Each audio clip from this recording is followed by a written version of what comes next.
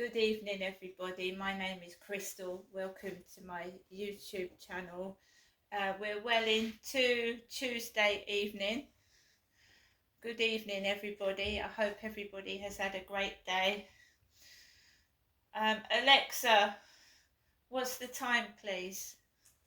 It's 5:01 p.m. 1 minute past 5 on Tuesday.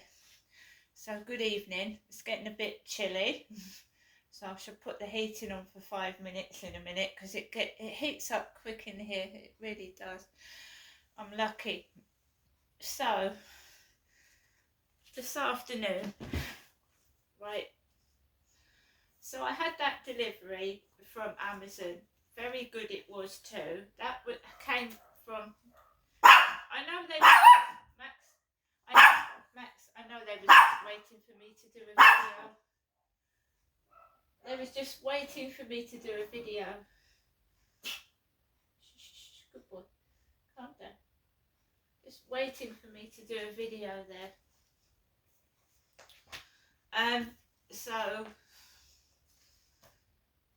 it's put me off. Let me get back on track. So the co-op delivery, a small little Asian man, very tiny little Asian man he was, and he had the flowers were bigger than he was. He had these flowers outside the door, and they were bigger than him.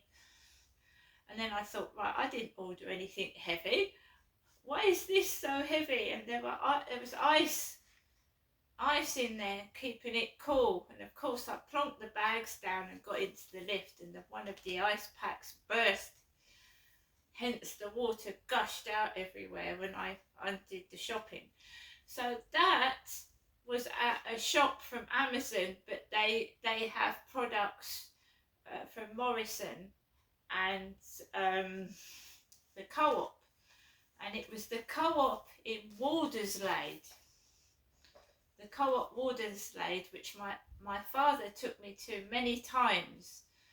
It's a big co-op in Walderslade in Medway, and they have clothing. They used to have clothing in there as well. They've got a lovely post office there, and Moby Dick. There used to be a takeaway place called Moby Dick. I haven't been to Walderslade for ages, so my dad used to drive me there in the car. We used to get a takeaway from Moby Dick. Dad used to take me to the post office and used to do a bit of shopping in the co-op in Walderslade.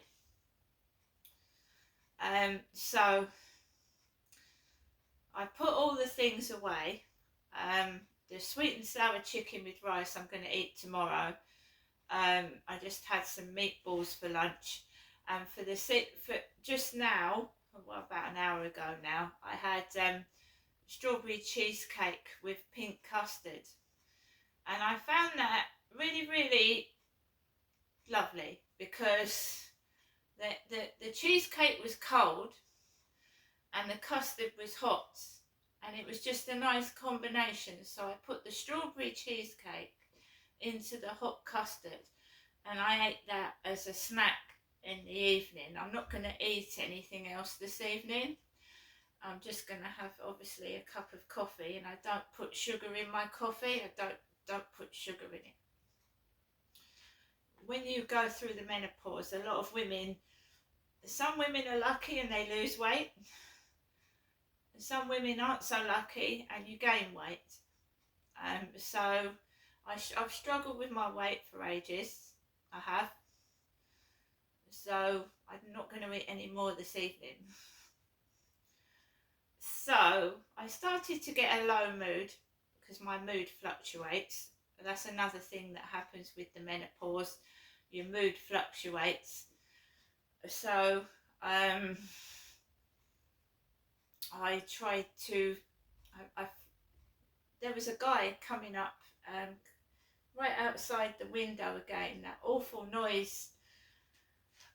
They keep coming down the road, and I'm very grateful for it, because otherwise we'd have a build-up of leaves off the trees on the floor. But almost every day this week there has been that blowing machine noise, and it's loud. and any vibrating noise, it aggravates my atypical facial pain, because they don't know exactly what it is.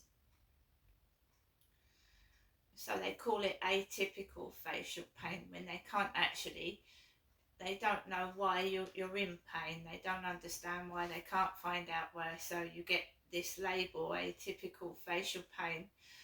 So every vibrating loud noise sets my pain off, and it was awful. So I've had a hell of a week. The weekend was awful, and then they keep sending these guys down with that leaf blower, whatever it is. So that's probably what started it off, me feeling like crap again.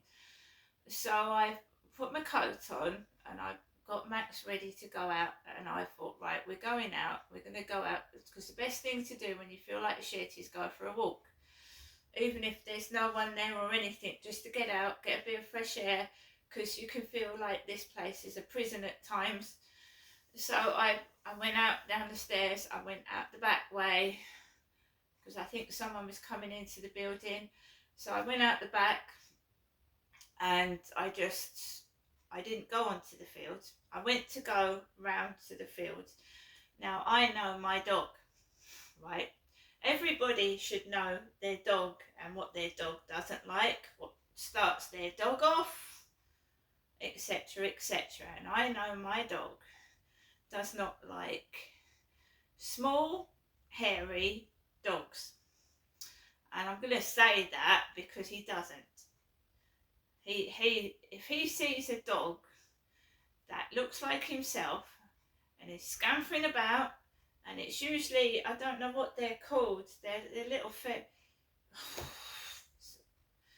furry dogs they're not chihuahuas, they're really hairy, like hairy ears, hairy tails, but they're tiny, and Pomeranian or something like that, and I know that sets Max off. So there was a young lady walking down with a little small dog, and I thought, he's going to start, I'm in pain, I've got pain in my jaw, and I don't want him to start yapping and starting other dogs off. So I walked round the other way. I thought, right, I'm not going to go onto the field, and down the bottom, I think you can see that in my videos when I get up in the morning, there's a block of flats that's got blue, they've got scaffolding on the roof, and there's builders up there, and they need to be careful, I've said that. So they're standing on top of the roof, and one of them, I swear, said the word dog. I can't say that he did actually, but I thought I heard what he was talking to someone about, a dog, right? So I was feeling shit already. So I walked across the road being careful, because I've noticed that traffic is coming really fast down this road, and it's a residential area, and I swear that some of the vehicles that are coming down this road, if there was a child or a small animal struggling across the road, they wouldn't be able to brake in time to stop. So I looked both ways, and I made sure that I crossed the road, and then I walked up, there's a blue crane up there, and I walked up there really, really slowly, so that Max, had a decent walk. And I just walked around there, minding my own business.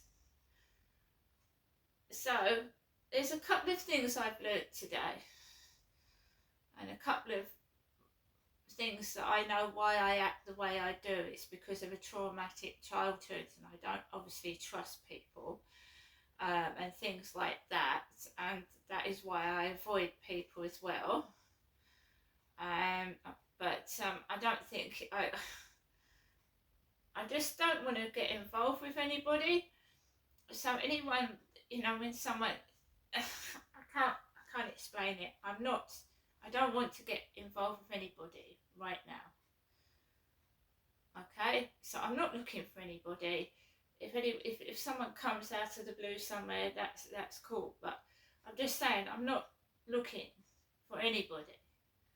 So I feel like the game that was being played is still being played, and I'm out of it because I'm really not looking for anyone anyway. I've got a lot of issues that I don't think will ever be resolved because I've gone, and so have other people, admittedly, gone through just as much as I have, but I don't think that I will ever be able to trust a person ever again, and that's really sad.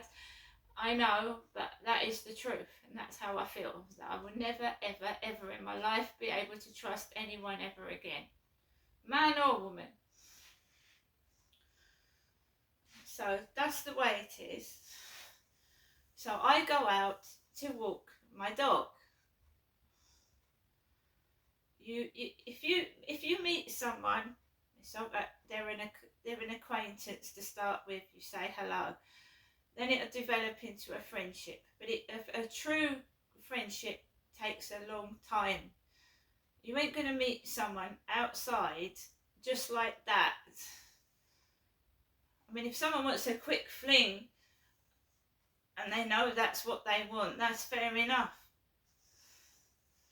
But you ain't going to meet someone just like that outside anyway. And you've got to be careful about meeting someone outside as you have on a dating app. There's a lot of nasty things going on in this world. I heard of the stabbing of a dad and a young boy just walking in the park somewhere. So do you think that I'm actually going to go up to a stranger? I don't think so. There's no way you would find me going up and talking to strangers. Anyway. So, these self-centered people that are worried about what they look like, what I look like, is irrelevant. It's absolutely childish and stupid. There are other things in this world that is more important than worrying about what someone looks like. But you tell these animals doing it. You get them to understand and stop being so small-minded and silly. There's disabled people on TikTok. I've kept saying it. There's a girl on TikTok that keeps getting bullied. She's actually married. If her husband doesn't mind what she looks like, why should anybody else? They're probably, jealous that she is married with her husband. That's what it is.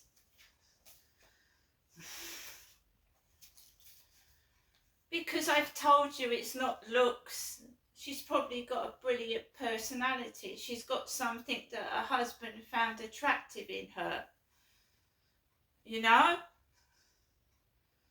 probably isn't as self-centered and selfish as other people. Perhaps she's kind and caring. All this bullying just makes me so cross. Just about people's looks. You can have all the money in the world. I think we found that out just recently. You can have all the money in the world. You can look like a model. And you can still not be happy. So I managed to have a decent walk, but I was feeling low. And I have to look after myself and make myself happy because there's no one else around to do that. So I came back into my flat and I just thought, right, let's open that pink custard. Let's, remember school days and everything like that. Let's try and cheer ourselves up. So that is what I did.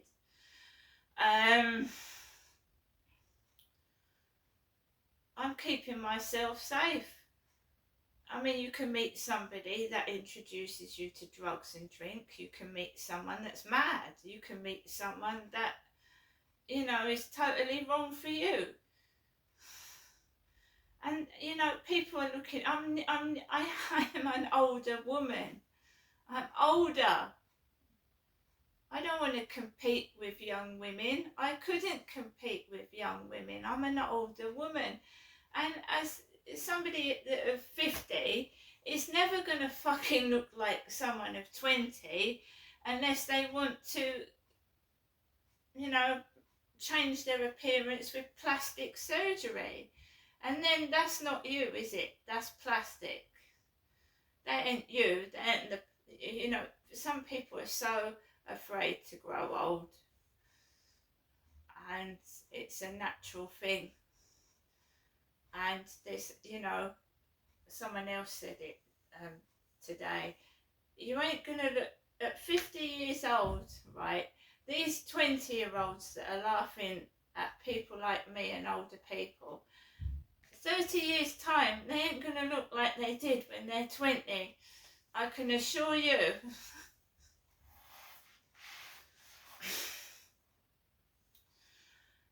So I messed around on my tablet looking at YouTube, playing games, my Scrabble Go. I shall go into my Polish and do a couple of Polish lessons. I don't compete with other people. I take things slowly now and go at my own pace. I'm not a young person, and if, you know, young people want to, it's their prerogative. I can remember when I was 20, and you've got a different outlook on life when you're 20 than when you're 50. Your outlook on life completely changes. When you're 20, you've got your whole life ahead of you. You don't give a fuck about anything. When you're 50, you know that time is fucking fleeting and you've got to make the most of it, but you've got to look after your health as well, and it's no good running around like a blue ass fly, because you can break your bones and make yourself ill. You also have to keep mentally active and keep the demons out of your head. They're the words of the demons out of your head. You know, you've got like the devil part of your mind telling you you're this, you're that and the other. And then you have to get out the angel or tell you, no, don't do what the devil says, because that's bloody wrong. Do you know what I mean? If part of your head is telling you to do something bad and then the other part says, no, don't do that.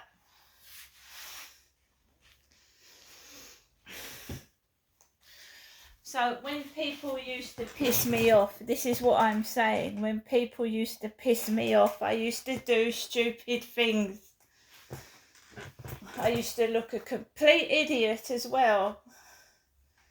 So when someone calls you a name, it makes you angry. You go and do something stupid, right? I don't do that anymore. I don't have to prove myself to anybody. The only person I have to prove myself to is myself, not anybody else. You know, I've lived here for 4 years, right? When I move, I won't tell anybody. I don't really know anybody around here. I should just move and go.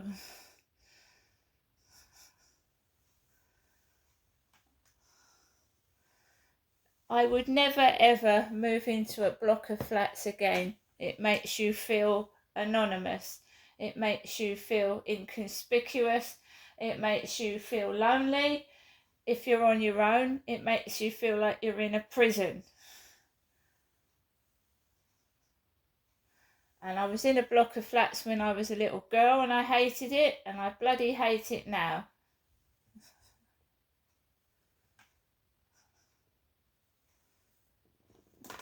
Like prisons. I hope everybody has a great evening, and I'll speak to you later on. Bye.